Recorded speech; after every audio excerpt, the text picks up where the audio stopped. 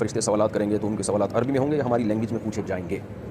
اتنا مجھے پتا ہے کہ جیپنیز اور چائنیز میں نہیں ہوں گے، کیونکہ بڑا مسئلہ ہو جائے گا اگر وہ فرشتوں نے آ کے ایسے باتیں شروع کر دیں. باقی کس زبان میں ہوں گے بھائی ہمیں اس سے کیا لینا دینا، ہمیں تو یہ پتہ ہے کہ جس بھی زبان میں ہوں گے ہمیں سمجھ میں آئے گا کیا پوچھ رہے ہیں. تو حقیقت یہ ہے کہ مجھے تحقیق نہیں ہے کہ کون سی زبان میں ہوں گے، جس میں بھی ہوں گے سمجھ میں آ جائے گا کہ کیا پوچھ رہے ہیں. لہٰذا اس بحث میں پڑے بغیر کہ کون سی زبان ہوگی، بہتر یہ ہے کہ جو سوالات پوچھے جائیں گے ان کی تیاری شروع کر دیں آپ.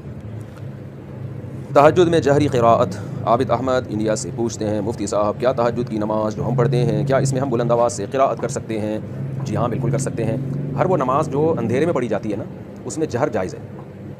یعنی سورج جب غروب ہو گیا تو سورج طلوع ہونے سے پہلے جو نماز بھی آپ پڑھیں تو اس میں شرعاً آپ کے لیے جہر جائز ہے، یعنی جہری تلاوت کر سکتے ہیں آپ. تو باقی جہری کرنی چاہیے کہ نہیں تو آپ کی طبیعت پہ، اگر آپ کو آواز سے تلاوت کرنے میں دماغ زیادہ لگتا ہے تو پھر جہر کرنا زیادہ افضل ہے. تو لیکن اتنا جہر نہ ہو کہ لوگوں کے آرام میں خلل ہو.